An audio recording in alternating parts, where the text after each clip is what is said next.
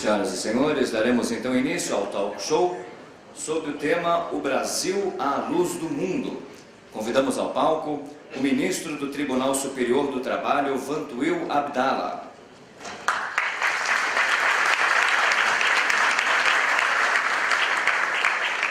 O desembargador do Tribunal Regional do Trabalho do Rio de Janeiro, Nelson Braga.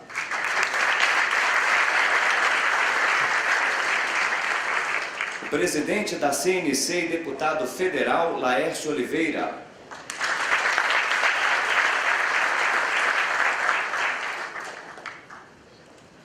E o professor da Faculdade de Economia, Administração e Contabilidade da Universidade de São Paulo, José Pastore.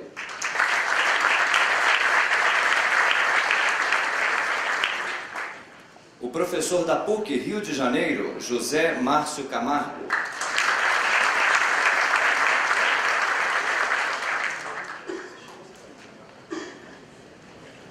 Passamos a palavra novamente à nossa moderadora, jornalista Cristiana Lobo.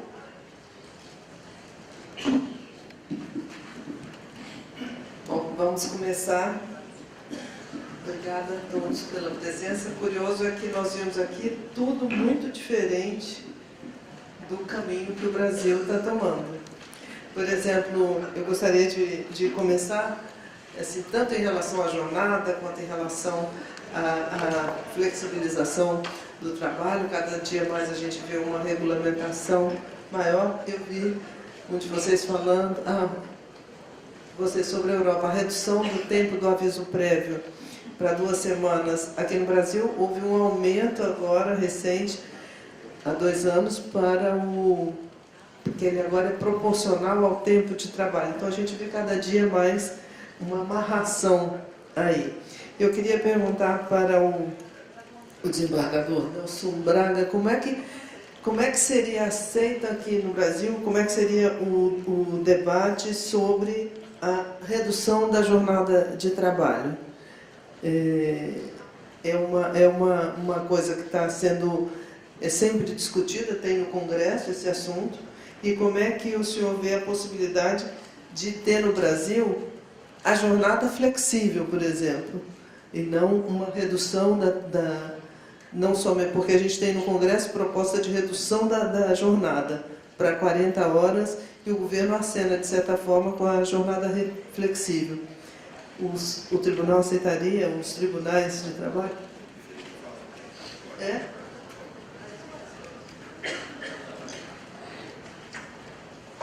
A matéria vem sendo muito discutida e a experiência internacional nos mostra que a respeito da duração de trabalho, não é das melhores, conforme o exemplo francês que foi citado. A redução de jornada de trabalho na França, o que ela acarretou? Ela acarretou perdas de emprego. E com isso, o que acontece? Aumento de horas extras dos empregados. Então, acho que isso gera um custo maior para as empresas. A legislação brasileira ainda não regula a matéria de flexibilização. Ela não está regulada na nossa legislação. Porém, o trabalho observado no modelo flexível em nosso país está dando bons resultados, haja vista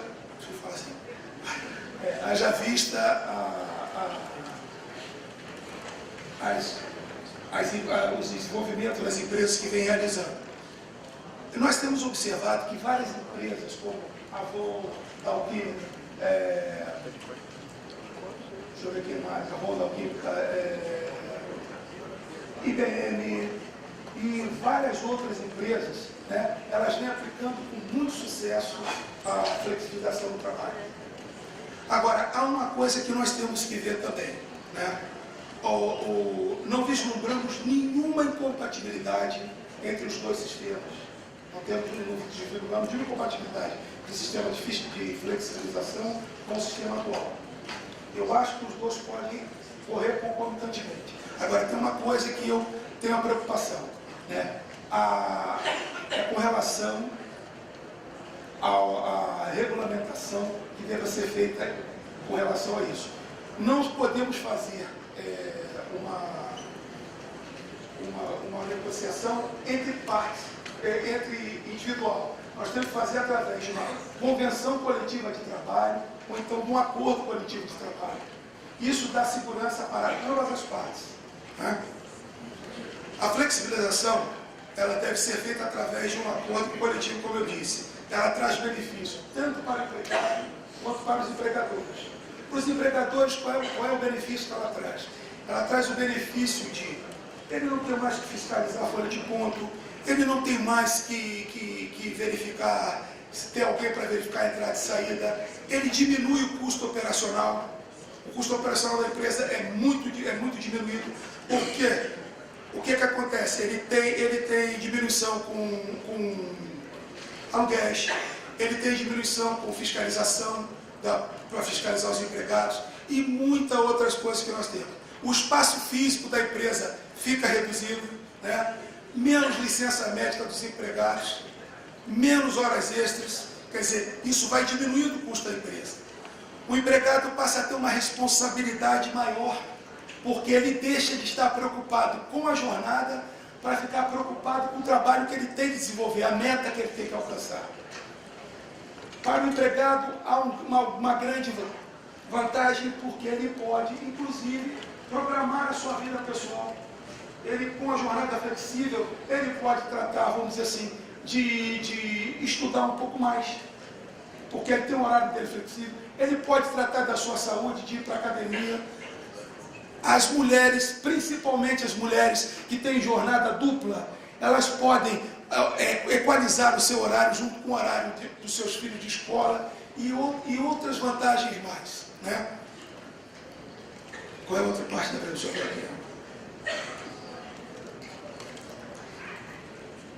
Outra coisa também que nós vemos é com relação à mobilidade urbana, né? Deixam muitos empregados de sair de casa para ir para o trabalho. Isso ajuda. Do fluxo também. Do fluxo, do contrafluxo, quer dizer, então isso aí para a mobilidade urbana funciona. Nós atendemos ao meio ambiente, porque nós deixamos de expedir mais gases tóxicos na atmosfera. Quer dizer, eu vejo um grande lucro para os empregados. Eu queria... Não, pode concluir. Eu queria que o Zé Márcio comentasse essa possibilidade da flexibilização da jornada no Brasil e que o deputado Laércio nos dissesse se é possível, porque é bem capaz no Brasil permitir a flexibilização da jornada. Hoje em dia já existe a possibilidade de as pessoas trabalharem em casa em determinados momentos, que contribui para essa situação que o senhor falou. E o deputado perguntar se isso vai implicar na discussão ou não da redução da jornada para 40 horas, que é um assunto que está mais avançado no Congresso e que a gente viu aqui que não é bem assim que se garante emprego.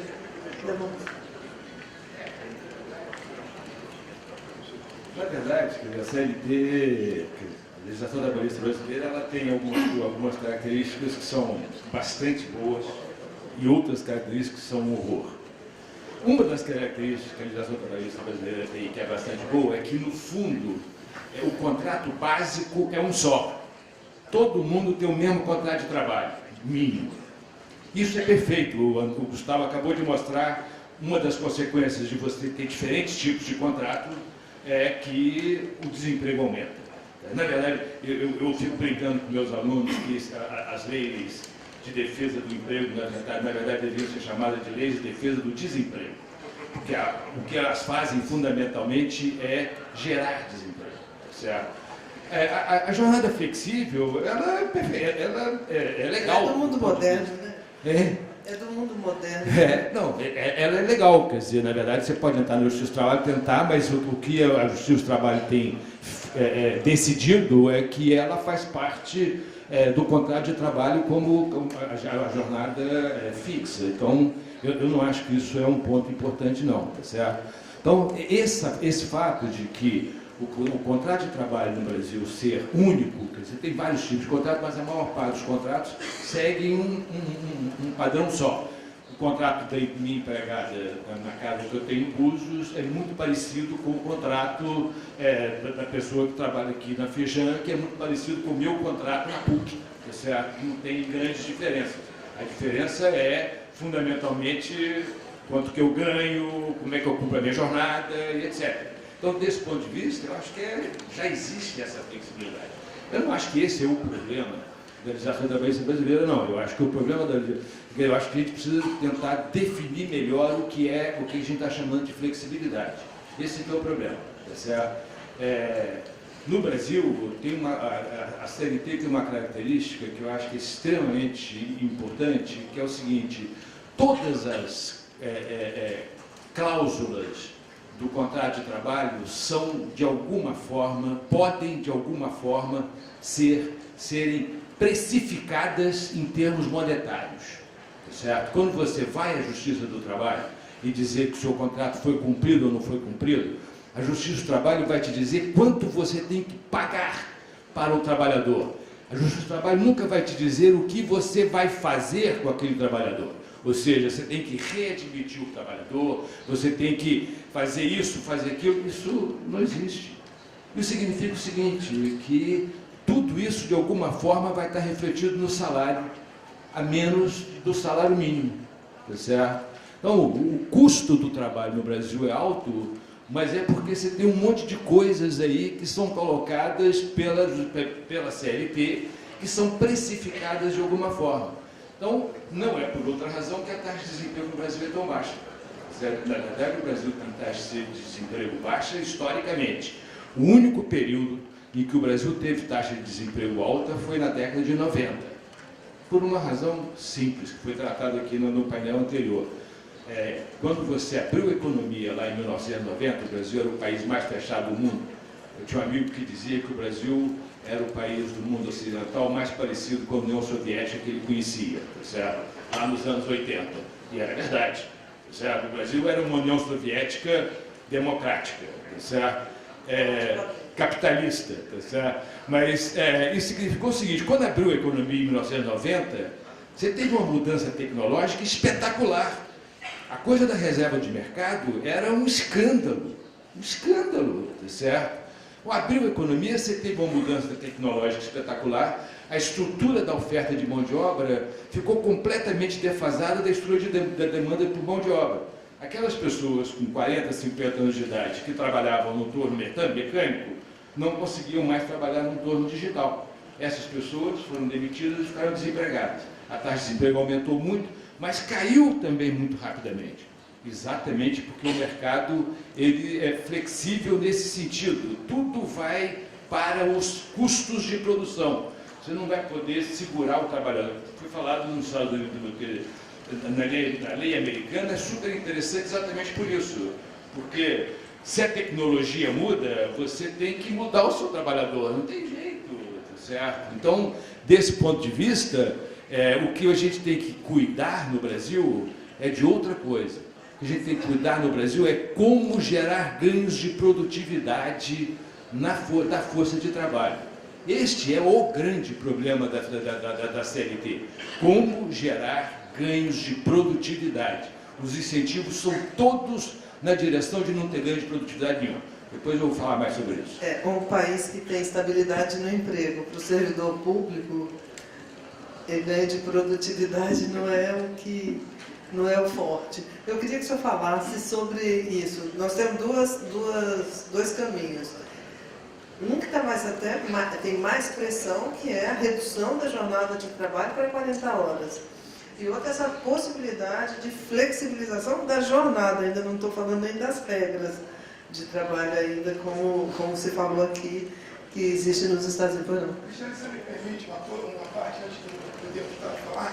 Veja bem, nós aqui tratamos os desiguais igualmente. Né? Nós tratamos iguais igualmente nesse país. Então, o que acontece na nossa legislação? Nós temos micro, pequenas, médias e grandes empresas. É uma CLT para tudo. Isso aí eu levanto para Vossa Excelência, deputado, que Vossa Excelência já vai falar, e eu queria fazer essa colocação. Nós temos que fazer uma distinção, nós temos que ter uma legislação para legislação trabalhista para micro e pequenas empresas. Por quê? Essas empresas, elas geram, eu vi um gráfico de 2013, elas geram 85% da mão de obra desse país. já 85%, eles corresponderam a quase 900 mil postos de emprego. Então, acho que nós temos que, vamos dizer assim, separar isso, ter uma legislação nesse sentido.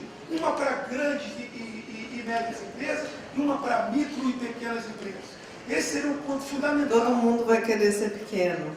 Vai criar um monte de pequeno. Mas isso aí é uma questão de se adequar, é uma questão de se adequar e com o tempo a fiscalização não vai deixar todo mundo ser pequeno, porque nós temos uma fiscalização muito... Não, eu acho importante a gente fazer esse debate para ver qual é o caminho que a gente pode seguir para avançar, porque vai ter que ser muito, muito lento e em várias áreas, porque é complexo, nós estamos muito difícil. Deputado, só para... O que vai andar primeiro? A redução da jornada ou a flexibilização da jornada? Bom dia a todos. Antes, cumprimentar as senhoras e senhores aqui presentes, cumprimentar você, Cris, meus colegas aqui deste painel.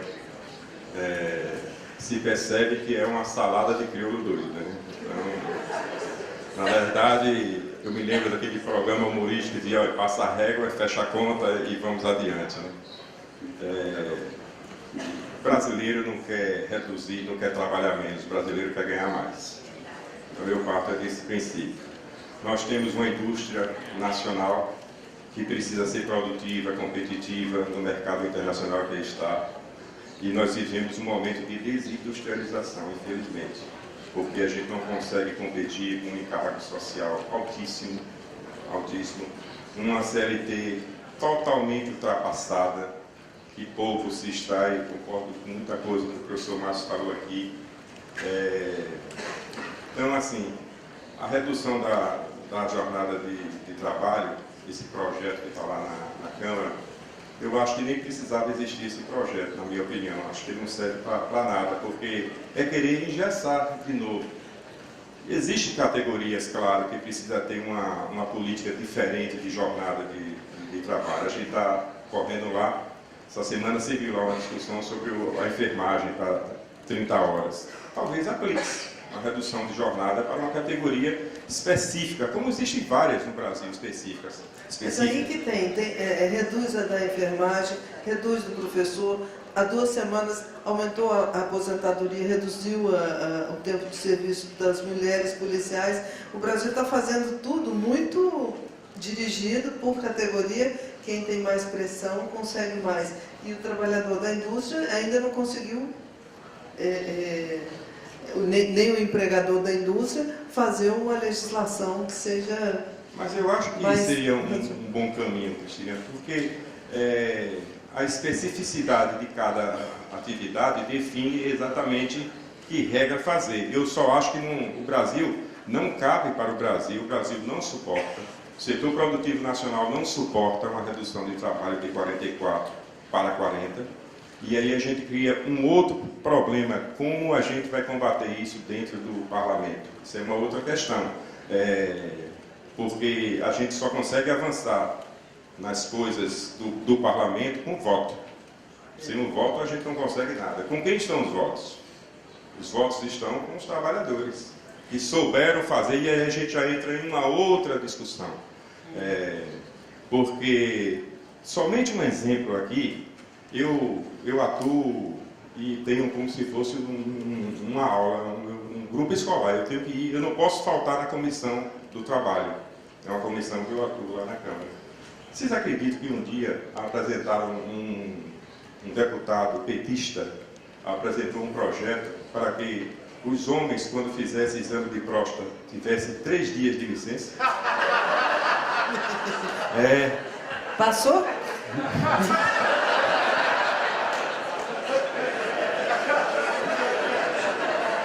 Já pensou se tivesse passado esse negócio? O que seria da nossa vida? Então, a gente ri, a gente fica rindo, mas na verdade, nós precisamos de voto para derrubar esse projeto. Nós precisamos de voto. Então, essa é a nossa realidade. Então, a CLT, eu estava conversando com o ministro Manuel Dias, que eu tenho muito carinho por ele, claro, um dia desse sobre isso, e tem um movimento aí do governo para flexibilizar em algumas coisas, e ele disse, olha, eu sou radicalmente contra isso. Isso é interessante, né? Vocês do governo têm uma mania de ser contra aquilo que vocês acham que está perfeito, e não está perfeito. A CLT não é um negócio perfeito. Ela foi útil, e eu concordo que ela foi útil lá na década dos anos 40, quando ela foi lá de 43, eu acho que ela foi importante para aquele momento do Brasil, mas hoje a gente precisa flexibilizar as relações de trabalho sem discutir relações de redução de jornada de trabalho. O que eu preciso ter, o que o setor produtivo precisa ter, é a liberdade de negociar com todos os trabalhadores ou todas as cadeias envolvidas em um processo, quantas horas você trabalha, quanto você quer receber e se está tudo bem. Agora, existe um negócio também no nosso país que a gente precisa regular um pouquinho, que chama-se Ministério Público do Trabalho. É brincadeira esse negócio. Esse pessoal não pensa o Brasil, eu acho que não pensa. Porque excesso de proteção também é um problema.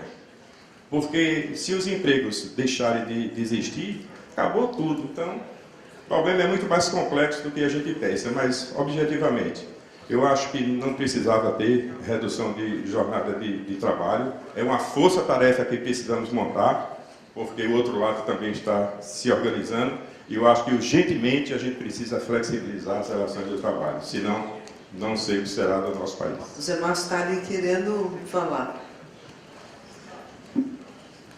Eu vou passar. Depois. Não, quer dizer, eu acho o seguinte, eu acho que tem um ponto que eu acho que é fundamental. A primeira coisa importante é o seguinte, o fato de que tudo se ajusta via preço, via custo, é muito bom. É por isso que a gente não tem desemprego. O dia que a gente permitir que tal grupo não pode ser demitido, tal grupo não pode isso, acabou, nós vamos gerar disso. É a lei de proteção ao desemprego. Então esse é um ponto muito importante. A segunda coisa importante é o seguinte, os custos são muito altos e existe um enorme incentivo para que o trabalhador queira ser demitido. Isso é um outro ponto importante que eu quero tratar lá na frente. O fato dos custos serem muito altos gera informalidade. E o fato do cara querer ser demitido gera pouco investimento em capital humano, tanto por parte do trabalhador quanto por parte da empresa. E isso é fatal. Essa discussão extrapolou sobre jornadas de trabalho, extrapolou para as relações de trabalho. Professor, eu queria que o senhor falasse um pouco disso, tanto da jornada quanto dessas novas relações de trabalho que se estabelecem no mundo moderno. Eu sou trabalhadora, mas eu vejo o seguinte, uma legislação de 70 anos, ela venceu em algumas coisas, claramente. Então, como é que vai ser essa atualização das relações de trabalho no Brasil, nesse mundo novo, mundo de novas tecnologias? Bem, Cristiana, bom dia a todos. Quero cumprimentar a Firjan pela iniciativa deste debate num ano eleitoral, né? Nós estamos num ano eleitoral e toda eleição eu sempre tenho a oportunidade de ser procurado por assessores dos candidatos, ou às vezes até pelos candidatos, para saber o que deve ser feito na área trabalhista. Você que é repórter política, Cristiana, você sabe que os candidatos estão sempre atrás de ideias, né, para poder impactar no eleitorado. E eu, costumeiramente, tinha sempre uma relação de itens, todos preparados, tudo que foi falado aqui hoje, itens preparados e passava para eles. Né? Este ano aqui eu resolvi fazer diferente. Falei para eles o seguinte, olha, tudo que precisa fazer no Brasil, recomendo que vocês não falem durante a campanha. Não falem. E criou-se a ideia de que esse tipo de benesse é a favor do trabalhador. E pelo que mostravam os palestrantes anteriores, é o contrário. Pois é, isso que é intrigante, Cristiano. Por que eu disse isso a eles? Porque se nós formos aqui na Cinelândia hoje, perguntarmos para o cidadão comum o que o Brasil precisa para ter uma área trabalhista melhor, para ter um trabalho melhor, muito provavelmente trabalhador da CDL vai falar o seguinte, ó, precisa de mais regulação, de mais leis, está faltando lei, o governo precisa entrar mais aqui, precisa proteger mais aqui.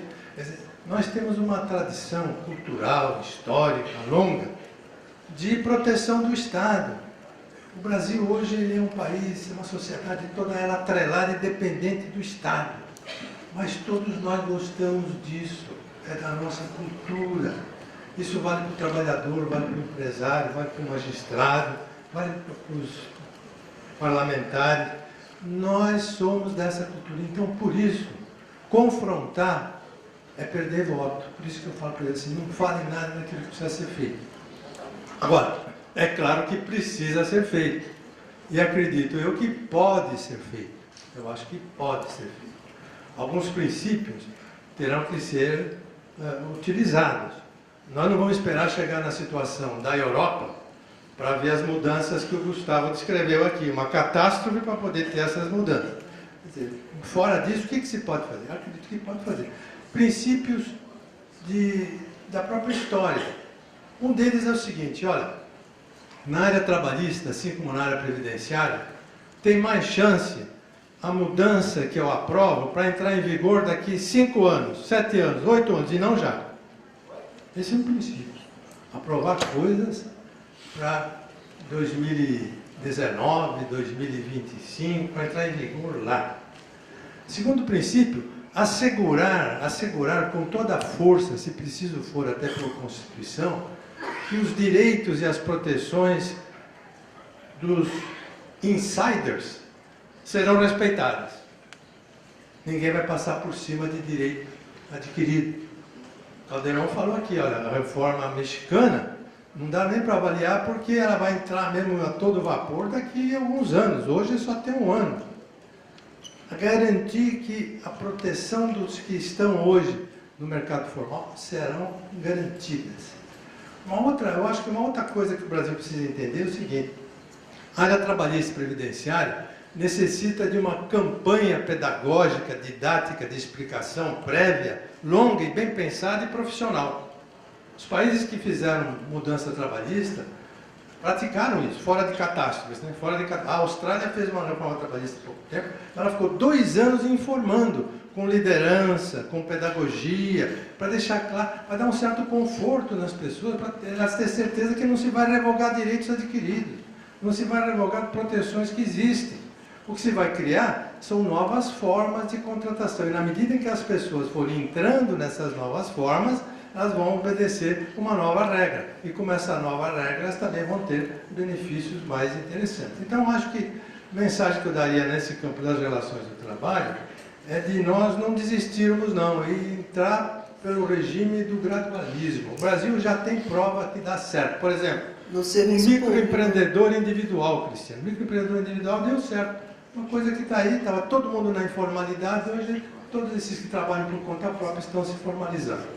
No serviço público também está sendo feito a aposentadoria para o servidor público que entra agora, já não é integral como era no passado. Então, esse gradualismo é importante. Mas agora eu quero falar da terceirização. Ministro, o STF, o Supremo Tribunal Federal brasileiro, já deu indicações de que pode tratar da terceirização se o Congresso não conseguir fazer essa legislação.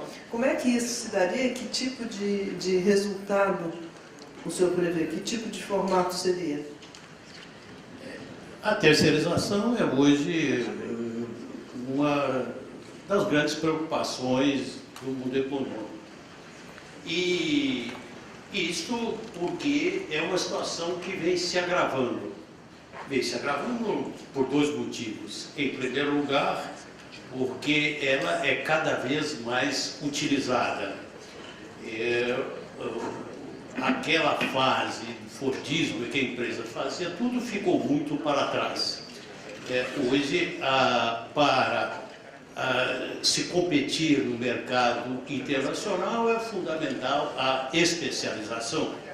E então, à medida que era cada vez mais utilizada, foi uma coisa engraçada. Cada vez mais se radicalizou a posição contrária à terceirização. não só no âmbito do Ministério Público do Trabalho, que já foi aqui referido, mas o âmbito da própria Justiça do Trabalho. Quando, na década de 90, nós aprovamos a famosa súmula 331, o que nós imaginávamos? Que daí a 2, 3 anos viria uma lei regulamentando a terceirização, né? E como na época ainda era incipiente a terceirização, era só no serviço de guarda e segurança, de limpeza, de alimentação, então nós fizemos aquela ideia de atividade fim e atividade meio, e embora soubéssemos que era muito difícil a definição entre o que é atividade fim e o que é atividade meio, mas resolvia os problemas mais evidentes que havia na época, que era 90% era óbvio que limpeza, higiene era atividade meio, que guarda e segurança era atividade meio, que fornecimento de alimentação era atividade meio, mas na expectativa ou na crença de que daí a poucos anos a lei teria que vir a regulamentar, porque havia um conflito social, um conflito judicial que aumentava a cada dia.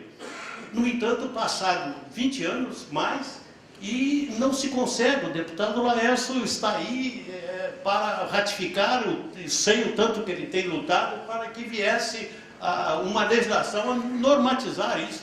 Porque todos sofrem com o estado em que está. As empresas idôneas, porque existem muitas empresas inidôneas que deixam o trabalhador ao relento quando rescinde um contrato de trabalho porque não teve condição de cumprir e não tem condição de pagar.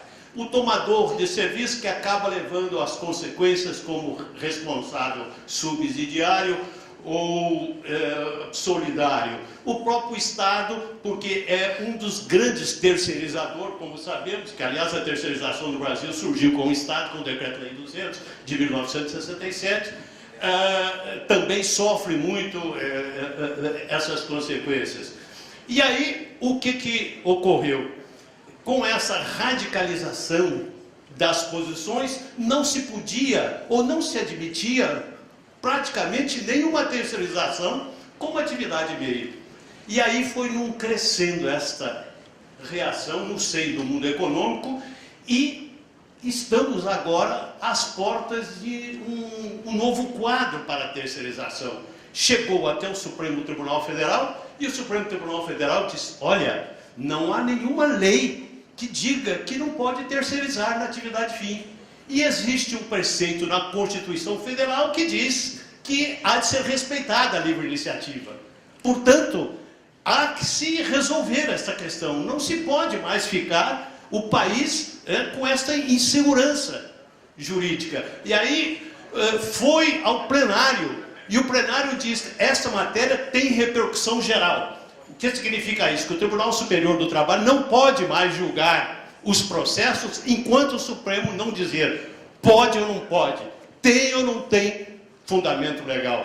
Isso é o que nós estamos vendo em nosso país, e infelizmente é o chamado ativismo judicial, muitas vezes pela leniência do poder legislativo, que era quem devia. Mas creio que agora, diante deste novo quadro, talvez vá se facilitar a votação da lei, porque se sabe que, se não se fizer a lei, é muito provável que o Supremo diga: olha, não há fundamento legal para que o Tribunal Superior do Trabalho ou a Justiça do Trabalho diga que não pode haver a terceirização na atividade fim. Vejo, pois, um quadro até esperançoso nisto que sabemos que é uma grande preocupação para os empresários por causa da grande insegurança jurídica. Diante disso, você acha que o Congresso vai acelerar a discussão? Primeiro, deixa eu dizer amém para o que o ministro falou. O ministro Vantuil, é uma honra tê-lo aqui nesta mesa conosco. Certamente ele é uma das pessoas que pensa a terceirização há longos anos. Ele era presidente do TST quando saiu o enunciado 331. Mas, senhores e senhoras, a questão do projeto de lei 4330 da terceirização é uma questão econômica. Infelizmente, as centrais sindicais não querem perder a arrecadação e dificulta ao máximo a aprovação da lei. Essa é a realidade. Então, tudo Eu ia que te se... perguntar se antes da reforma trabalhista precisava de uma reforma sindical, que estava na pauta. Isso está aqui anotado, esse é outro assunto. Não sei se você vai perguntar, então, mas também existem milhares e milhares de sindicatos que só está na pasta de uma pessoa, representando milhares. Os nossos visitantes estrangeiros não sabem, mas no Brasil existem 18 mil sindicatos de trabalhadores. É. Aqui no Rio de Janeiro tem uma sala aqui na Rua Álvaro Alvim, que nós temos 27 sindicatos numa sala. E a mesma família é que participa. É o cunhado, é o irmão, é o filho. Mas cada sindicato tem um representante ou um representa dois? Não, senhora, cada um é cada um, são separados. Não tem nada disso aqui. A sala é grande para caber 27. Não, mas eles não estão lá nunca, não estão lá nunca. Professor Pastore, é mais importante, dá para começar uma reforma sindical antes de uma reforma trabalhista? Cristiano, esse tema aí foi que previu... Estava na pauta, lá no governo Lula veio uma crise política que atrapalhou. O governo Lula instalou até um Fórum Nacional do Trabalho. Eu tive a oportunidade de participar desse fórum e se chegou a uma proposta de reforma sindical. Infelizmente, o próprio governo engavetou e até me parece que foi com o aplauso de muitas áreas do sindicalismo laboral e patronal também, que também tem muitas resistências para mudar essa área sindical. Olha, essas duas coisas são irmãs gêmeas, viu? Reforma sindical e reforma trabalhista são irmãs gêmeas, precisam acontecer e talvez até você pode começar a trabalhar nas duas, mas uma sem outra não vai funcionar, é preciso ter as duas reformas. Como é que a gente pode... fazer um comentário? Tem uma forma fácil de resolver esse problema. Difícil politicamente, mas é muito fácil juridicamente. Acaba com o imposto sindical e torne a contribuição voluntária. Ponto. Não precisa fazer mais nada. Não precisa fazer mais nada. Isso estava pronto para ser votado lá atrás. Das empresas ou dos trabalhadores? De todas. Todo o imposto sindical. Acaba com todo o imposto sindical e torna a contribuição voluntária. Você aumenta, quer dizer, resolve completamente esse problema. E como vamos começar a atualizar a legislação trabalhista brasileira? Qual é o primeiro ponto? Aqui no Brasil, pareceu que o contrato temporário ganhou força em algum momento. E o Gustavo mostrou que contrato temporário não é a solução. Por onde que a gente pode começar? Bom, depende de quem... Quer dizer, depende do que você quer. Eu tenho uma teoria que é o seguinte: o grande problema da legislação trabalhista brasileira é que ela gera muito pouco incentivo a investimento em capital humano por parte dos trabalhadores e por parte das empresas. Por quê? Por uma razão simples, porque uma pessoa no Brasil, quando é demitida, ela ganha um prêmio, que é até ela tira o fundo de garantia, põe 40% em cima do fundo de garantia, tem aviso prévio. O Gustavo fez uma conta, a gente está escrevendo um artigo junto, ele fez uma conta que é uma conta linda. O trabalhador brasileiro que trabalhar 7 meses por ano, ele ganha 12 meses. A gente tem visto isso. Então, a gente tem visto isso. Então, isso é o seguinte. Então, dado isso, a rotatividade, alguém disse aqui que a rotatividade no México, o professor Caldeirão, a rotatividade no México é muito alta. Aqui no Brasil, os dados da RAIS, que é a Relação Anual de Informações Sociais, elas mostram o seguinte: no setor formal do mercado de trabalho, em 2012, 64% dos trabalhadores se desligaram voluntária ou involuntariamente das suas empresas. E no ano de 2012, 64% dos trabalhadores se desligaram das empresas. Não, o conjunto dos trabalhadores, tá certo? E isso é um problema, porque, escuta, olha aqui, se você sabe, e aí é aquela coisa, né? Se você sabe que o seu trabalhador vai ficar só 6 meses na sua empresa, tá certo? Não tem a menor razão para você querer investir nesse cara. Porque você sabe que ele vai querer sair daqui a pouco. Se eu invisto nele, eu gasto dinheiro nele. Como eu gasto dinheiro nele, formando, treinando, etc., esse cara vai sair daqui a 6 meses e vai trabalhar para o meu concorrente. Eu gastei dinheiro, meu concorrente ganhou o trabalhador. Você está brincando, eu não vou gastar dinheiro nesse cara, pô. Tá certo? Como o empresário não vai gastar dinheiro, o trabalhador também olha e fala, bom, esse empresário não vai investir em mim. Olha, se ele não vai investir em mim e eu vou ganhar 4 meses de salário se eu for demitido, aí eu vou ganhar 4 meses de salário e ser demitido. Então você tem uma rotatividade que é espetacular. Então, essa rotatividade significa que isso tem duas consequências. A primeira consequência importante é o seguinte: isso mostra que, pelo menos deste ponto de vista de poder demitir e contratar trabalhadores, o mercado de trabalho brasileiro é flexível pra caramba. O empresário pode demitir à vontade e pode contratar à vontade. Novamente, o problema é que o custo de demitir é alto. Certo? A segunda coisa importante é o seguinte: como não tem investimento em capital humano, em treinamento, em qualificação, etc., a produtividade é baixa. Então você não consegue competir. Certo? Com a globalização, os setores que têm que competir, o que a gente chama de produtores de bens comerciáveis, tá certo? Simplesmente estão sendo destruídos, que é o caso do setor industrial. Né? O automóvel é alguma coisa que você produz no Brasil e pode vender em qualquer lugar do mundo. Isso é o que os economistas chamam de bens comerciáveis. A sessão de cinema você produz no Brasil e tem que consumir no Brasil. Não tem jeito de você produzir a sessão de cinema no Brasil e consumi-la em Nova York. O automóvel não. Então, esses bens que são comerciáveis, como é muito caro produzir aqui no Brasil, você importa da Ásia. E aí a indústria brasileira está morrendo. E vai continuar morrendo. Eu começaria desta forma, ou seja, como diminuir o incentivo para que os trabalhadores queiram ser demitidos. Isso é particularmente importante para trabalhadores com baixo nível de qualificação e, consequentemente, com salário baixo. Por quê? Porque a carreira de um trabalhador com baixo nível de qualificação é muito mais reta do que a carreira de um trabalhador com alto nível de qualificação. O cara que é muito educado, muito bem treinado, ele começa com salário baixo e acaba lá na empresa com salário alto, se ele ficar na mesma empresa. O cara com baixo nível de qualificação, ele começa com salário baixo e acaba com salário baixo. Como ele não recebe treinamento, aí que o salário dele vai ser horizontal, certo? Então esse cara quer ser demitido. E o empresário sabe disso, ou seja, as pessoas sabem disso. As pessoas reagem ao funcionamento do mercado. Isso eu acho fundamental. Professor. Eu concordo 100% com o Zé Márcio. No ano passado, eu fui convidado para dar uma palestra sobre questões trabalhistas no Tesouro Nacional.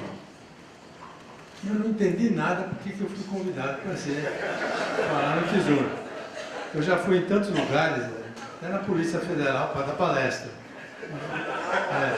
Mas no Tesouro Nacional eu nunca tinha ido no Tesouro Nacional. E estavam todos os técnicos lá. E a primeira questão deles: olha, o Brasil está com pleno emprego, está faltando mão de obra, as empresas estão com dificuldade de contratar mão de obra, diz que o que falta é trabalhador, emprego tem. E como é que chega para nós aqui no Tesouro uma conta do seguro-desemprego, de quase 50 bilhões de reais para pagar? Como é que você que é da área trabalhista me explica isso aí, porque nós temos que pagar essa conta aqui. E todo ano vem uma conta desse tipo e o Brasil está com pleno emprego. Então é exatamente isso que o Zé Márcio acabou de falar. Quer dizer, nós temos tantas distorções nas próprias leis, que as leis é que criam os problemas. Nesse campo aqui, nós temos desigualdades e muitas desigualdades criadas pela própria lei. Se a lei me permite trabalhar 7 meses, depois entrar num seguro-desemprego, enquanto eu estou no seguro-desemprego, eu vou trabalhar informalmente, eu vou acumular tudo. Então, você tem um incentivo à utilização do ócio daqueles que não querem trabalhar. E esse é um problema hoje em dia muito sério nesse campo aí. Mas eu penso que a começar por aí é um bom começo, mas uma reforma trabalhista podia começar com temas, outros também, que se ela for postergada para entrar em vigor daqui 6, 7 anos, eles são temas que são mais palatáveis. Eles não são palatáveis de imediato. Por exemplo, mudar o aviso prévio. De imediato não dá. Você fala, olha, daqui 10 anos vai entrar um outro aviso prévio, vai ser diferente. Um sistema de férias. A maior parte dos países do mundo tem férias proporcionais ao tempo de serviço. Então a lei garante um mínimo. Agora, além desse mínimo, através de negociação, você vai acrescentando mais e mais dias de férias. Qual país do mundo faz isso? Agora, se quiser fazer isso de imediato, não vai fazer. Não vai conseguir, politicamente não vai conseguir, tem que passar para frente. Essa ideia que o Zé Márcio deixou aqui, acabar com o imposto sindical, não consegue politicamente, instantaneamente. Porém, lá no Fórum Nacional de Trabalho, foi acertado entre empregados, empregadores e governo uma fórmula para ir decrescendo o imposto sindical ao longo dos 4, 5 anos próximos e entrando no seu lugar um imposto, uma contribuição voluntária dos filiados ao sindicato, que passaria a se chamar uma contribuição negocial para sustentar a negociação. Isso foi aprovado entre as 3 partes. Então, essas coisas são viáveis. Eu acho que o que está faltando para nós um pouco aqui é aprender com esses países aí que as coisas acontecem ou na hora da catástrofe, ou com inteligência, planejando a reforma ao longo do tempo. Muito obrigada, professor. Enquanto a gente não tiver uma melhora no nível de educação do país, em que o trabalhador possa saber também fazer a conta, fazer a sua poupança, se preparar para o mundo do trabalho, a gente não vai conseguir avançar, porque o Brasil se estabeleceu como uma nação protecionista, né, de proteção, e os governos mais recentes, mais ainda. E isso já incutiu na cabeça do brasileiro o dever do Estado. E tudo isso é tido como dever do Estado. E não sabe o brasileiro que sai do bolso dele mesmo, cada benesse dessa que é dada. O senhor vê no Congresso possibilidade de se fazer, se votar o projeto da terceirização neste ano eleitoral, ou é melhor até deixar para o ano que vem?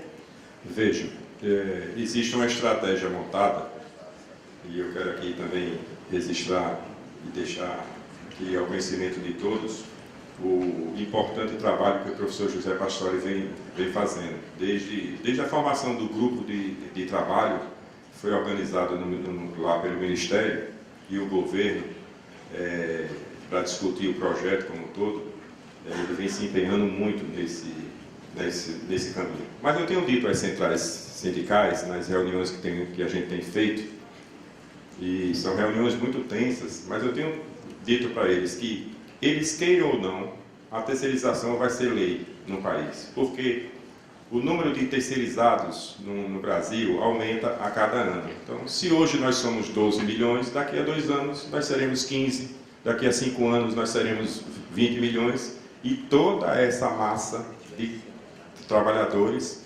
continuará existindo sem segurança jurídica. Eu acho que esse é um grande problema. Eu acho que o governo precisa acabar com a mania de querer se meter em tudo. Quando o governo organizou esse grupo de trabalho, vocês sabem qual foi a primeira palavra de um representante lá do governo? Estava sentado lá as confederações, os trabalhadores, o governo, uma série de técnicos, e ele disse: olha, é o seguinte, o primeiro capítulo a gente já vai ter que mudar do projeto que veio da comissão especial da Câmara que aprovou o projeto. Ele disse assim: a terceirização aplica-se ao setor público e ao setor privado. Vamos tirar o setor público. Aí eu disse, usando a expressão da minha terra, lascou tudo. O problema da terceirização é o setor público, não é o setor privado. Não existe litígio no setor privado com referência à terceirização. Isso é um dado interessante que pouca gente sabe. os grandes problemas, os escândalos que aparecem na imprensa, dizer, a empresa quebrou e tem 5.000 trabalhadores desamparados, não sabe nem onde está o dono para buscar os seus direitos, como o ministro Vantuil lutou tanto para resolver isso. Então, quando se coloca essa questão, ali está envolvido, infelizmente, uma empresa bandida, de um picareta, e está envolvido o governo. Porque contrata mal, atrasa as faturas e acha que tem direito de atrasar as faturas, as empresas quebram, os trabalhadores ficam na rua da amargura, não tem a quem buscar porque o cabo já saiu fora. Então, assim... Você já pegou o microfone mesmo. Então, essa é uma questão que a gente precisa resolver. O projeto que nós conseguimos construir são 21 artigos, 19 artigos favorecem o trabalhador, coloca a segurança jurídica nessa relação que existe e não tem como fugir dela hoje. 19 artigos. Agora, por que é que a estratégia que nós estamos montando, enquanto setor produtivo que queremos a aprovação do projeto, eu não posso revelar aqui, afinal de contas é uma estratégia. Mas, assim é argumentável. Então eu não posso revelar, mas até o final do ano você vai ter notícias. Mas o que é que esbarra? Quando chega lá num artigo lá que a questão econômica, que as centrais sindicais, principalmente a CUT, perde muito da sua arrecadação, que além do imposto sindical, perde da taxa assistencial, como já foi dito aqui, ou taxa associativa, como o José Pastore falou aqui, e além disso, ainda tem os convênios que o governo faz com as centrais sindicais, que é 50 milhões, é 30 milhões, é 20 milhões e tal, para que seja aplicada na qualificação profissional dos brasileiros. Ainda bem que o Promatec surgiu aí, né? Espero que certamente está dando uma grande contribuição ao país. Exatamente. Quer dizer, eu fico pensando aqui, talvez seja uma bobagem que eu vou falar, mas acho que vale a pena.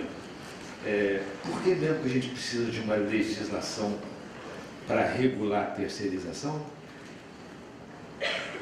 É o país da regulamentação. Porque, pelo que foi dito, se eu entendi o que o Eu ministro queria falou... falar para o ministro isso. Se eu Como é que entendi o nós que o vamos ministro tratar das falou... velhas legislações com as novas relações de trabalho? Se eu entendi o que o ministro falou, se não tiver nenhuma lei, fica tudo permitido. Por que não? Eu não entendi por que precisa de uma regulação para a terceirização. Bem, nós temos que lembrar que, seja como for, ainda temos muitas áreas que adotam o capitalismo selvagem. O professor Pastore, uma vez, escreveu um artigo e diz que ficou muito constrangido quando ele viu os trabalhadores terceirizados almoçando a marmita sentado na sarjeta no meio da rua. Então, não podemos deixar tudo como laissez-faire, laissez-passer. Não é possível em nosso país, da dimensão do nosso país, onde as realidades são completamente diferentes e as mentalidades são diferentes, muitas vezes, do empregador. Não se pode deixar absolutamente livre em todo e qualquer lugar estas circunstâncias. É por isso que o que vinha esta lei? Dizer, olha, as medidas de segurança e de higiene em relação ao terceirizado tem que ser a mesma em relação ao empregado da empresa. Ele é um ser humano tal como o outro.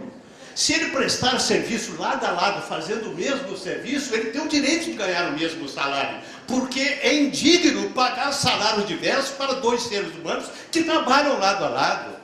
É preciso que haja uma lei que garanta a indenização se a prestadora de serviço falir e desaparecer.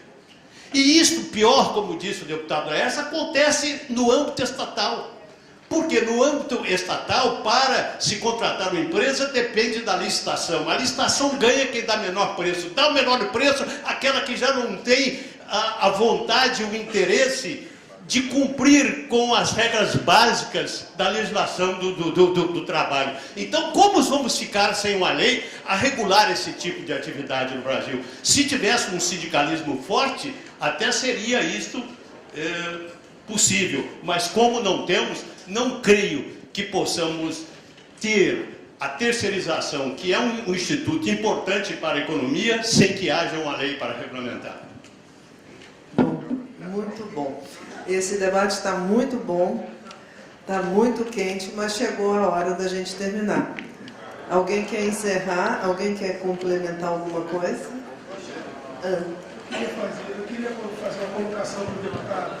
Deputado, o professor Pastore tem um estudo de que a folha dos empresários, cada empregado custa mais de 100% para o empregador. Como é, deputado, que o senhor vê uma desoneração na folha de pagamento? Como é que o senhor vê isso, senhor? Eu acho que é possível, sim, né? E o setor precisa. A desoneração, eu assisti uma palestra do professor José Pastore, estava com ele lá no evento em São Paulo, e ele tem uma tabela que ele demonstra lá, que é mais de 100%, 100 e alguma coisa, 115%, é só de encargos sociais. E quando você abre a planilha de encargos sociais, você vê um bocado de penduricalho lá, né? Vocês terem uma ideia, até contribuição para o INCRA tem nos encargos sociais. O que é que INCRA tem a ver com relações de trabalho? Ora, esse é o caminho prático que o governo tem concebido lá atrás, e o governo aqui, eu estou falando do governo impessoal, estou falando da figura do governo, do poder central, mas isso prova, esse é o caminho mais fácil. Você, naquele tempo lá atrás, se colocou vários penduricários nos encargos, porque sabe que isso precisará ser pago na data correta para se fazer caixa, e se criou esse monstro aí que a gente precisa de formas mais eficientes para poder desonerar imediatamente, sob pena de a gente ter um custo do homem cada dia mais alto e insuportável. Mas acho que o professor Pastore poderia contribuir bem melhor do que eu nesse item. Obrigado, deputado. De fato, esse é um tema, não é? O tema do custo do trabalho. E tudo isso seria tolerável, como o Zé Márcio falou, se nós tivéssemos uma produtividade crescente, né? Mas, infelizmente, nós não temos isso. A produtividade não depende só do trabalhador, depende da infraestrutura, depende da logística, depende de muitos fatores, mas depende também da questão do trabalho. Mas, Cristiana, como eu estou vendo que estamos no encerramento, né? Então, gostaria de dizer o seguinte: acho que encerramento é hora também de fazer sugestões para os próximos passos, né? Aqui nós falamos da necessidade de reforma trabalhista e de reforma sindical. Eu gostaria de dar uma sugestão, talvez a Firjan possa considerar isso, que é uma outra reforma muito importante para a área do trabalho, que é a reforma da Justiça do Trabalho. Justiça do Trabalho, Ministério Público do Trabalho, é preciso que nós pensemos bem se o Brasil quer ser um país que faz parte do mundo, ou se quer ser um país diferente, onde tudo aqui tem que ser judicializado. É um capítulo enorme esse. Eu acho que está se formando uma mentalidade entre muitos procuradores e muitos magistrados, uma mentalidade muito esquisita, porque eles são a favor do emprego e contra a empresa. E essa equação não fecha. A favor do emprego e contra a empresa não fecha essa equação. Então, deixo aqui essa sugestão. Quem sabe a gente possa vir a ter mais no futuro essa linha. Obrigado. Em nome da Firjan, quero agradecer aqui a presença de vocês. Acho que... Quer responder? Acho que mexeu com ele. Assim que é bom. Eu, com o professor Pastor, já muitas vezes nos digrediamos. Em boa parte eu concordo. Realmente há uma mentalidade na Justiça do Trabalho hoje que ficou um pouco radicalizada, embora com boas intenções, com preocupação de justiça social, mas talvez sem levar muito em conta outros fatores. Mas não podemos esquecer que o que é protetivo é a legislação do trabalho, e não o magistrado em si, embora com outro magistrado, o Ministério Público, muitas vezes exagera um pouco a interpretação dessas normas. Agora, acho que haveria outras medidas que não seria bem de responsabilidade do judiciário, como, por exemplo, admitir-se no Brasil a mediação, a arbitragem. Tem uma lei de arbitragem também no... Só que a Justiça do Trabalho não admite como válido a arbitragem. Esse é um exemplo. O que eu acho que é um despropósito. Então deveria haver porque a arbitragem foi feita para o campo civil sem se pensar nas relações de trabalho. Então deveria haver uma lei específica admitindo a solução dos conflitos do trabalho por meio da arbitragem, por meio da mediação. Como? Foi instalada essa semana uma comissão na Câmara para tratar da arbitragem. Quer comentar, Zé? Não, eu acho que eu tenho um artigo que se chama Fake Contracts, contratos falsos, que é uma análise do contrato de trabalho no Brasil. Tá certo? O ponto do artigo é um ponto super simples. O cara assina um contrato de trabalho, fica 1 ano na empresa, aí ele é demitido, ele vai à Justiça do Trabalho, o que é decidido lá na Justiça do Trabalho não tem nada a ver com o contrato que ele assinou. Então, os contratos de trabalho no Brasil são totalmente falsos. Aí eu faço uma análise pegando um conjunto de contratos de trabalho na Justiça do Trabalho de Minas Gerais e mostro exatamente isso. Que o que foi assinado não tem nada a ver com o que vigorou no final. E tem a ver com uma certa incerteza, e isso eu chamo de incerteza jurídica. O empresário brasileiro não sabe quanto é que vai custar o trabalhador. Ele não tem a menor ideia, porque lá no final, quando ele tiver que pagar lá no Justiça do Trabalho, pode ser 100, pode ser 50, pode ser 200. Tá certo? Isso é um problema.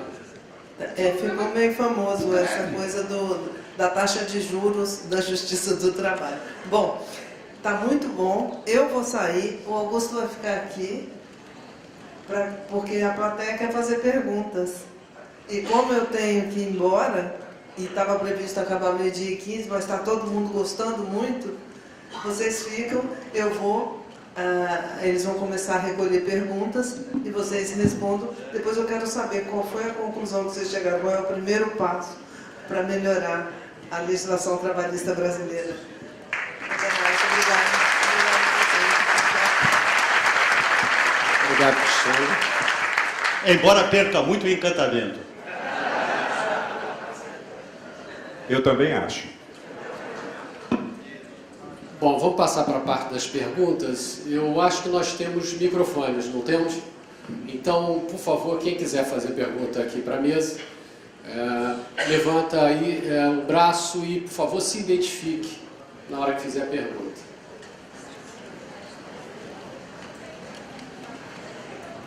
Temos aqui...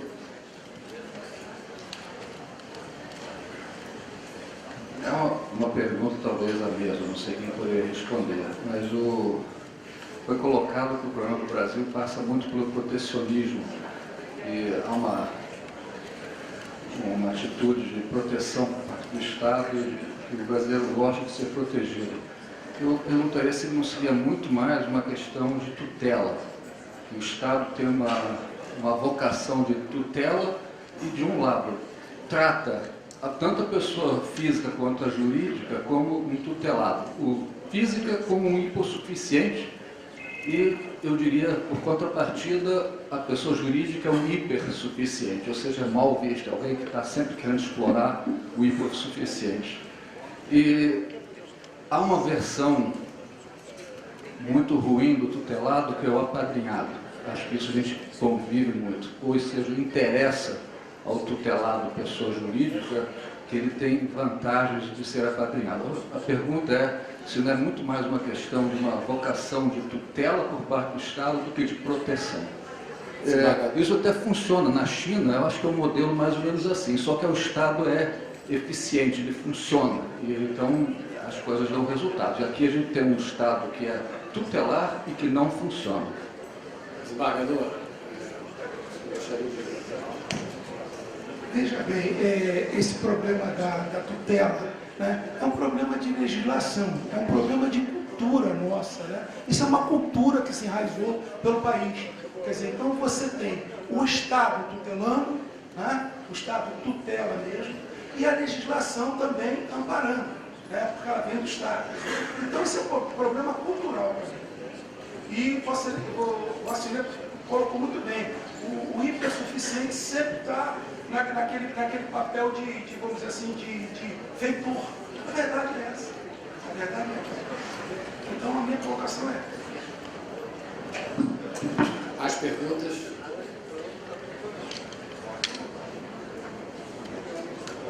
Tem uma pergunta ali atrás, por favor. Por favor, o senhor se apresenta, por favor. Está aí o microfone. Meu nome é Divino, eu tenho uma pequena empresa e fiz recentemente o curso de técnico de segurança do trabalho. Eu entrei em pânico. Por quê? Eu acredito que seja impossível cumprir as normas, as NRs. Por um lado. E por outro, a empresa não existe. O que existe é o CPF, que está atrás do CNPJ. Os funcionários e o CNPJ que está atrás, o CPF que está atrás do CNPJ. A impressão que eu tive é que se for cumprir a NR, se o Ministério do Trabalho chegar com as NR e fazer cumprir a NR, os postos de segurança do trabalho, os postos de trabalho serão eliminados. E a gente tem que fazer cumprir. A gente tem que cumprir. O CPF do CNPJ, o CPF responsável pelo CNPJ tem que cumprir. Então, eu gostaria de perguntar a vocês como a gente conseguir cumprir isso. Como conseguir manter esse emprego. Né? Porque se eu fizer cumprir, ou seja, com todos os regulamentos, o trabalhador que precisa realmente ser protegido, que também não quer ser protegido com os EPIs, e se ele sofre, na construção civil principalmente, ele sofre um acidente, quem é que vai pagar por isso? É o técnico de segurança do trabalho, é o CPF responsável pelo CNPJ, é o engenheiro. E nem ele quer cumprir. Então, como a gente vai gerar trabalho? Fica difícil. Eu, particularmente, entrei em pânico. Para mim, é muito mais negócio fechar a empresa. E isso se transporta em empresas grandes.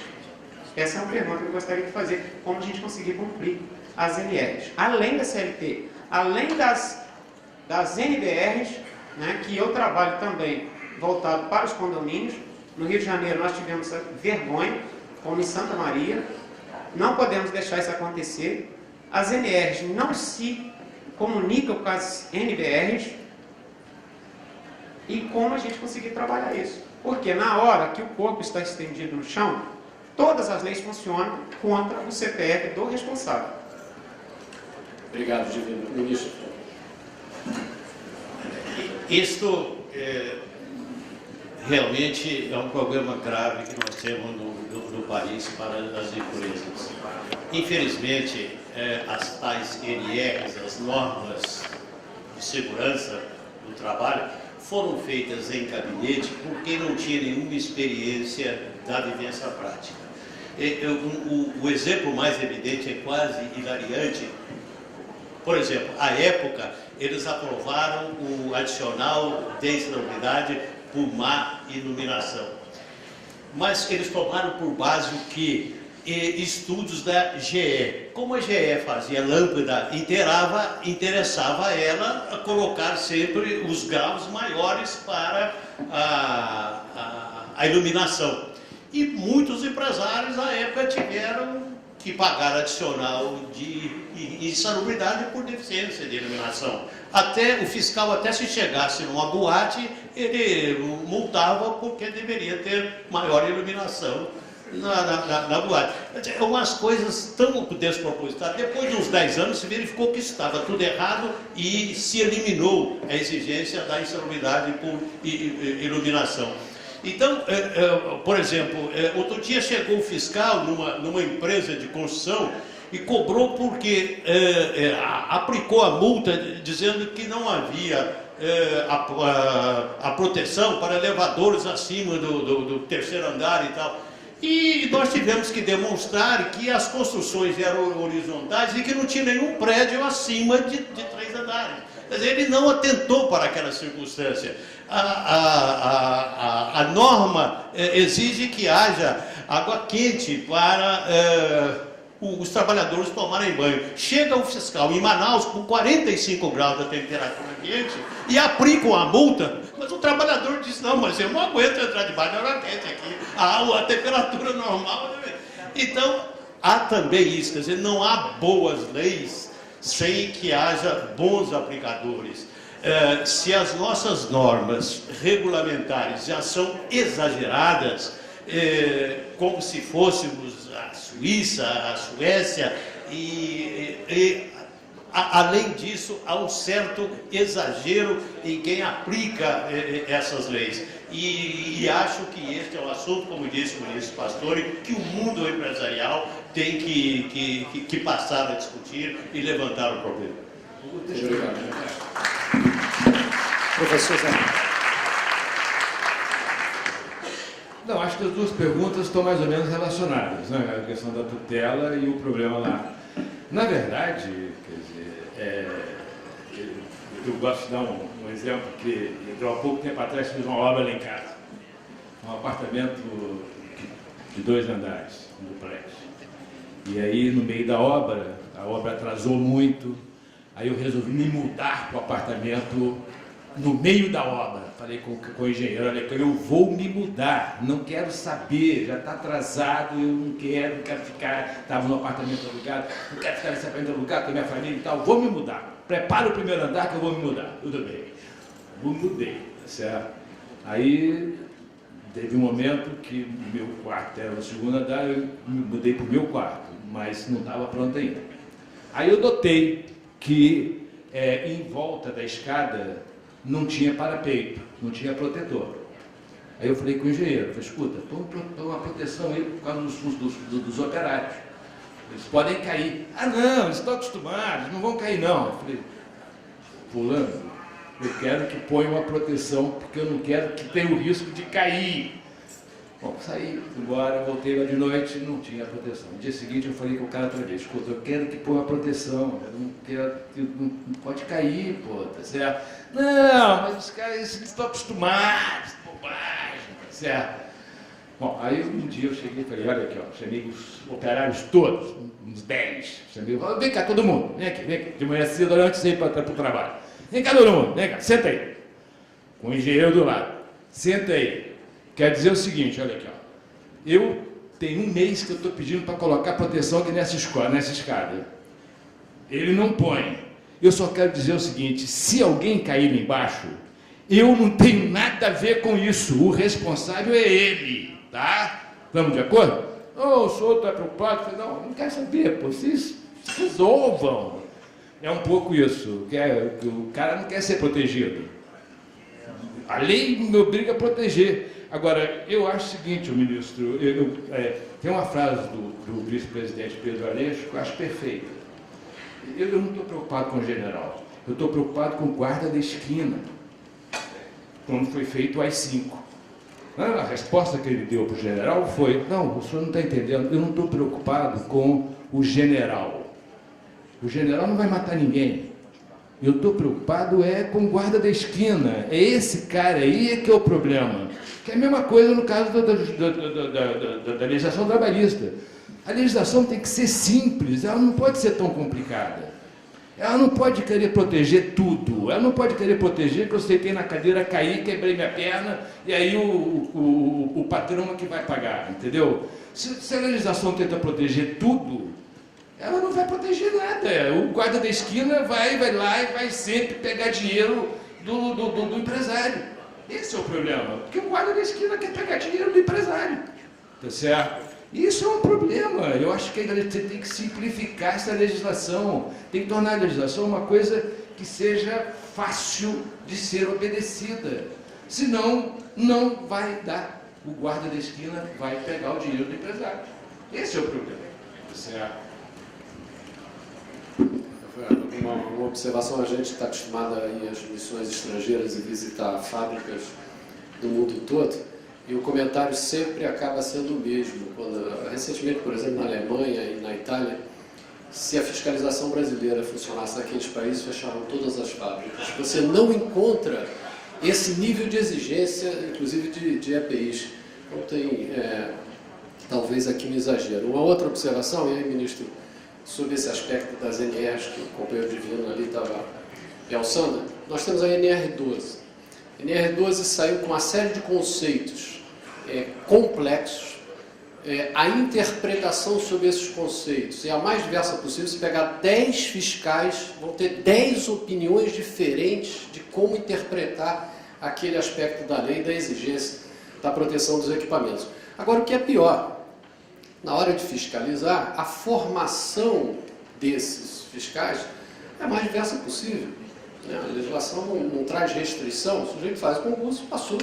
Então, ele pode ser músico, psicólogo, e tem que, na empresa, determinar se aquela máquina está atendendo o requisito, que é uma especificidade que os engenheiros têm dificuldade de interpretar. Imagine músicos. E isso está vigorando hoje. Então, é importante nesses paradoxos citar esse que tem, né, professor Pastore, trazido uma dor de cabeça enorme aos empresários brasileiros, à indústria.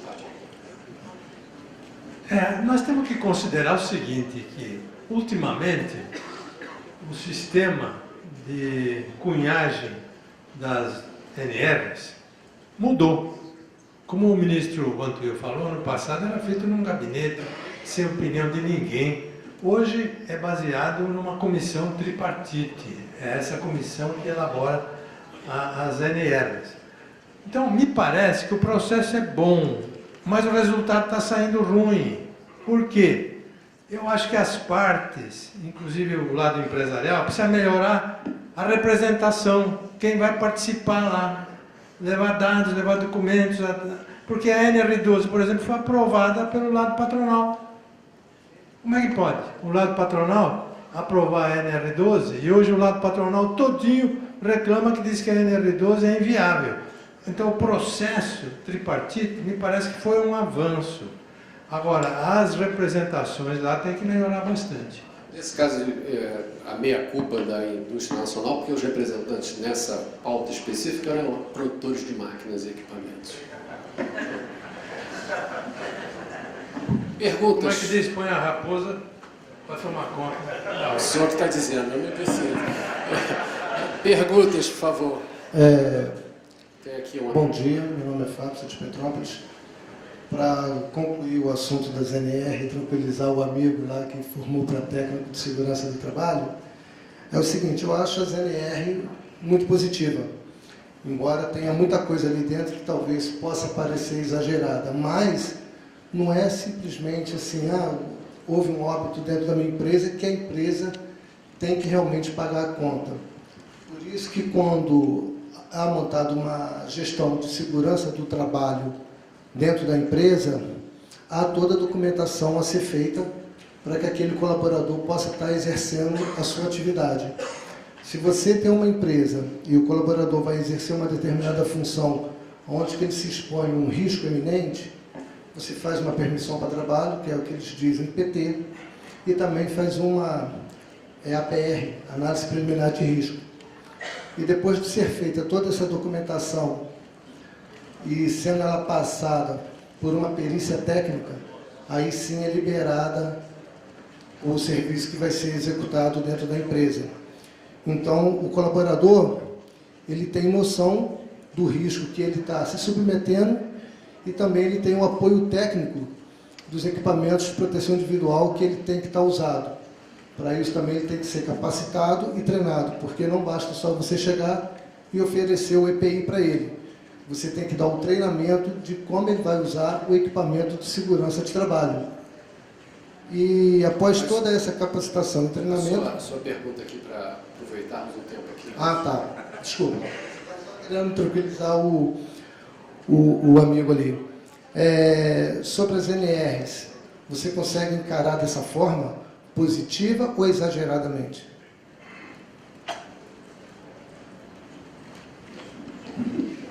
Se a pergunta é para, e eu deveria que responder, eu já disse que eu acho que ela é exagerada aqui no nosso país.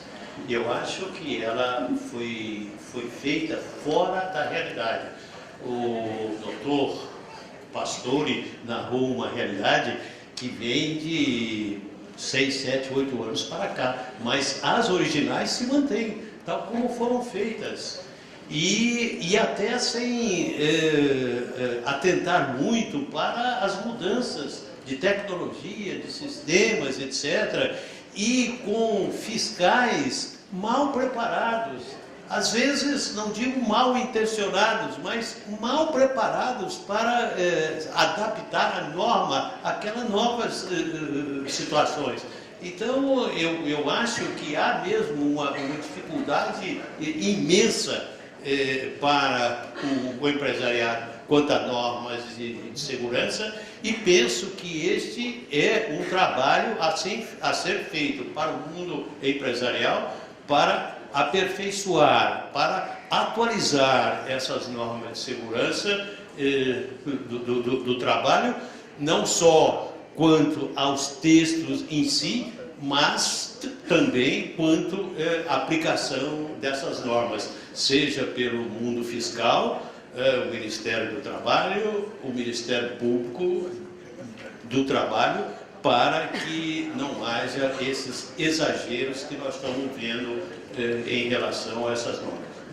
Bom, temos a chance de mais uma pergunta antes de encerrar. Temos aqui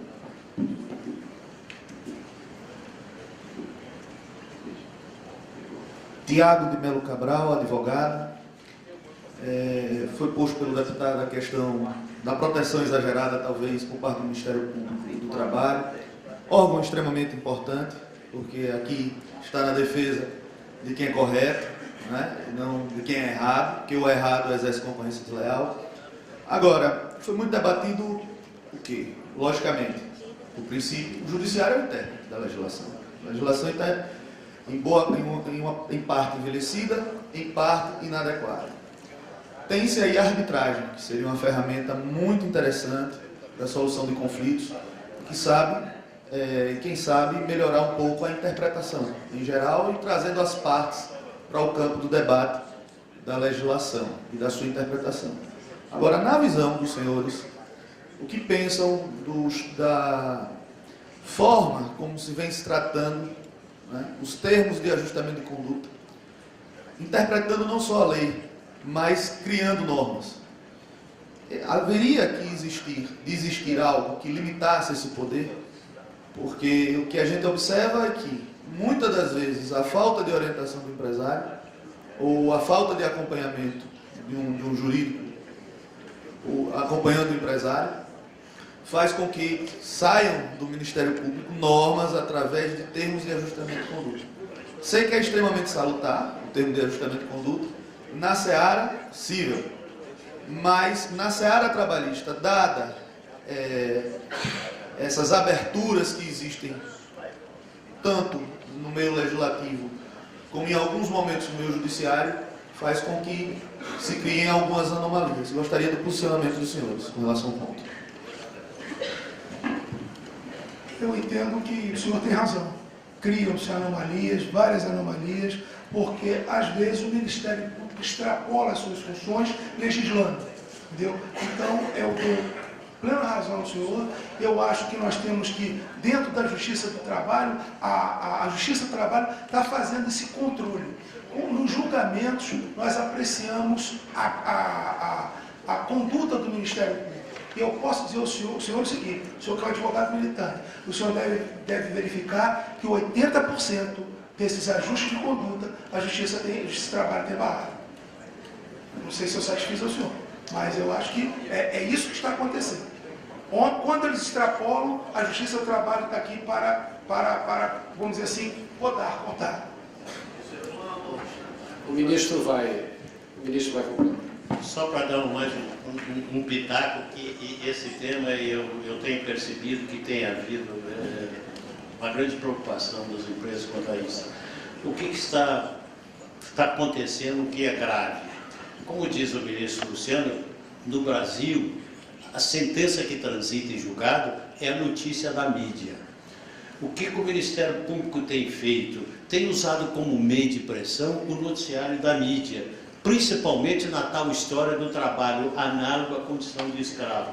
Em primeiro lugar, coloca-se na mídia o nome da empresa como estando explorando o trabalho análogo à condição de escravo.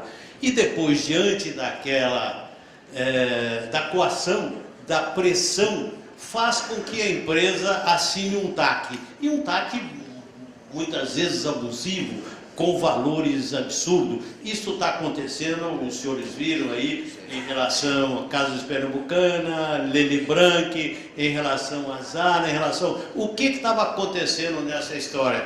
Essas empresas são do comércio e compram de empresas de confecção as peças já prontas. Naturalmente, como qualquer comerciante, ele quer, olha, eu quero peça com tal modelo, com tais tamanho e vou fiscalizar a qualidade quando me entregar. A peça que não tiver boa, eu devolvo. O que acontece? Essa empresa que é contratada subcontrata uma terceira sem que essa primeira saiba e chega lá o fiscal nessa terceira, uma empresinha de fundo que tem lá uma meia dúzia de bolivianos, de paraguaios, em condição de trabalho degradante. E aí o que acontece? Em vez de resolver o problema com essa que contratou aqueles, vai em cima da grande empresa que é a que dá mídia. E diz que esta empresa que faz parte da cadeia que é produtiva, embora não produza nada, ela só venda. E diz que então joga para a imprensa que ela está explorando o trabalho análogo à condição de escravo. E, geralmente é uma empresa que tem ações no mercado de capitais, com repercussão inclusive no exterior, ela prefere muitas vezes assinar um TAC, se submeter àquilo para evitar aquelas questões.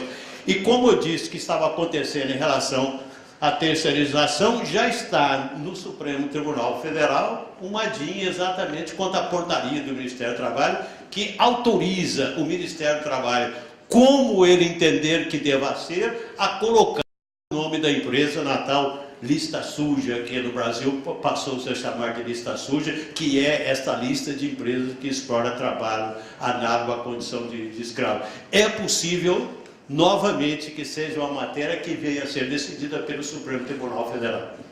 Augusto, eu acho que o depoimento do ministro Vantur Abdala é dos mais contundentes e dos mais chocantes. Nós temos no Brasil uma lei muito salutar, que é a lei da responsabilidade fiscal. O prefeito, o governador, o governante não pode gastar mais do que recebe. Se ele gastar mais do que ele recebe, ele será punido pessoalmente. Agora, um procurador que faz isso, que leva a empresa para a mídia, que denigre a imagem da empresa, que compromete os negócios da empresa com os credores, com os fornecedores, com os financiadores.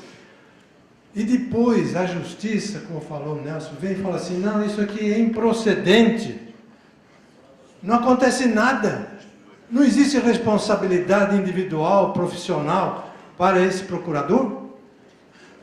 Deputado, eu acho que está na sua mão, viu, apresentar um projeto de lei. Apresentar um projeto de lei para nós criarmos uma lei da responsabilidade profissional, individual, para quem causa prejuízos que são muitas vezes irreparáveis. Irreparáveis.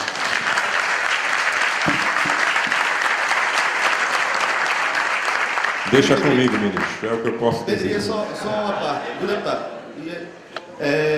Diante do apresentado, eu, enquanto advogado liberal, se eu errar, tem sucumbência, tem má-fé, né?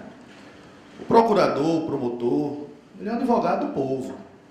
Ele é igual a mim. A única diferença dele é que ele é pago pelo povo. E é custo legis também. A única ação que o advogado liberal não pode ajuizar é a ação, que eu me lembro aqui, vocês até podem me consertar, que é a ação penal pública.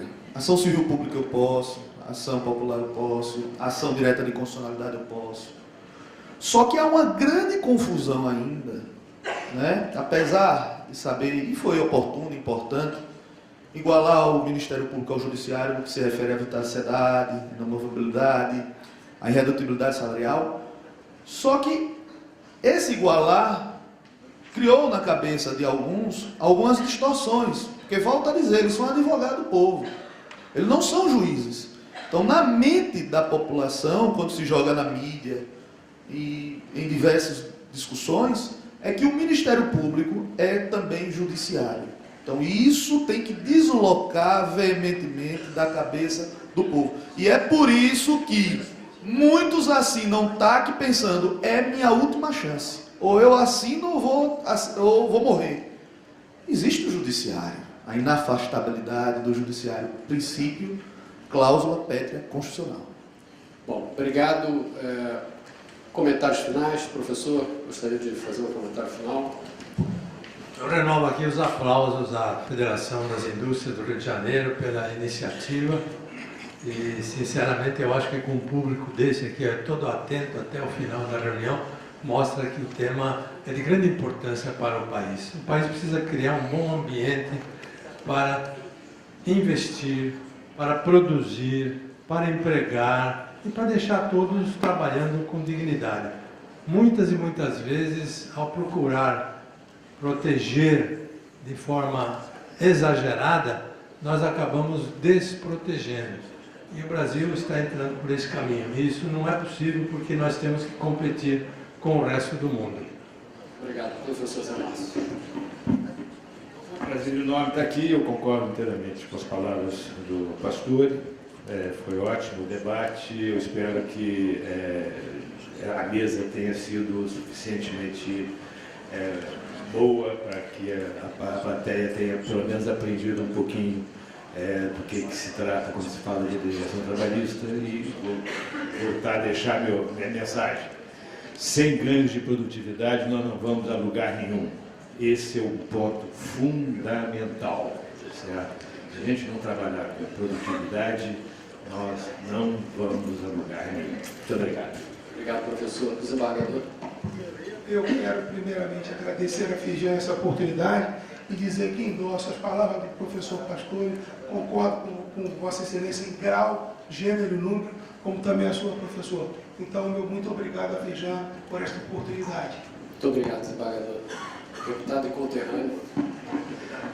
Bem, eu quero também cumprimentar a FIJAN, de igual modo, cumprimentar meu querido amigo ministro Márcio Fox, que certamente foi através da bondade dele que me trouxe, que eu cheguei aqui para participar desse momento especial com todos os senhores, mas eu quero pedir uma coisa e afirmar outra. Primeiro, pedir que vocês não votem em Dilma. E segundo... É o político, né? E o segundo, essas questões, às vezes a gente fica recolhido ao nosso negócio, cuidando do nosso negócio, e eu quero falar isso, gente, dizendo a vocês que eu sou do setor produtivo, eu tenho muito orgulho de ser deputado federal, defendo o setor produtivo, porque sem ele não há emprego, não há desenvolvimento para o nosso país, portanto, eu tenho muita gratidão ao meu povo por ter me elegido deputado federal. Mas a minha origem é assinar cheque para pagar fatura, folha de pagamento, encargos, essas coisas todas. Então, quando os problemas surgem na Câmara, eu sei exatamente aonde dói, porque quando eu tiro o meu voto de deputado, eu também tenho que assinar as coisas para pagar. Mas nós temos um defeito muito grave. O que nós vivemos hoje e os conflitos que a gente enfrenta é porque lá atrás um grupo de pessoas se organizou e buscou ocupar o Brasil, ocupar as principais cadeiras do nosso país. E fizeram isso com muita sabedoria, com muita competência. Portanto, hoje, os trabalhadores aplicam no nosso governo aquilo que eles buscaram conquistar lá atrás. Então, é preciso que nós despertemos. Então, a minha palavra final é que nós estejamos alertas. Mas não é só alerta no pensamento, mas é alerta na disposição de marcar presença no Parlamento do Brasil, porque definitivamente a gente precisa deixar de pagar a conta. Enquanto a gente estiver sentado nas nossas empresas, cuidando dos nossos negócios, achando que só os nossos líderes é que têm a missão de ir lá e reivindicar, e pedir, lutar, nada vai acontecer, porque as coisas, queiramos ou não, a política influencia nas nossas vidas em todos os ambientes. Existe um negócio na política que é mágico, o voto. O que faz vencer ou perder é o voto. E o voto é a somação de forças de pessoas. Enquanto o setor produtivo não despertar para essa necessidade de presença e participação efetiva no Congresso Nacional, nós vamos continuar pagando a conta como estamos e vamos continuar pagando a conta da multa dos 10% do FGTS, que é uma vergonha, Mas, infelizmente, a culpa é minha, a culpa é nossa. Mas a gente pode mudar isso, eu acredito. Por isso que eu pedi, não vote em Dilma. E aí começa a melhorar as coisas. Obrigado. Obrigado, deputado. Ministro, para encerrarmos o nosso evento. Olha, os meus cumprimentos são para a Firjan, mas mais que isso, meus cumprimentos são a vocês. Vocês que são da base e é a partir de vocês que o edifício é construído. Vocês que têm que fazer com que haja uma movimentação no sentido do aperfeiçoamento da legislação, não só a trabalhista, porque ele é um dos fatores quanto ao sucesso da produção das nossas empresas, mas há muitos outros, como sabemos, infraestrutura, impostos, etc. E essas coisas do Brasil só se aperfeiçoam com a pressão, né? E esta tem que partir de cada uma das entidades representativas que vão tanto mais fazer quanto vocês empurrem-nas para frente. Esse é o trabalho. Eu creio que de 20 anos para cá, a classe dos trabalhadores se organizou muito mais em termos de conjunto do que a classe dos empregadores. É preciso equilibrar este jogo, porque lembrando sempre que se não houver empresa com sucesso, muito menos haverá trabalho com sucesso para todos. Obrigado. Agradecendo aos palestrantes do painel anterior e aos palestrantes desse painel e à plateia, aos empresários presentes. Muito obrigado a todos.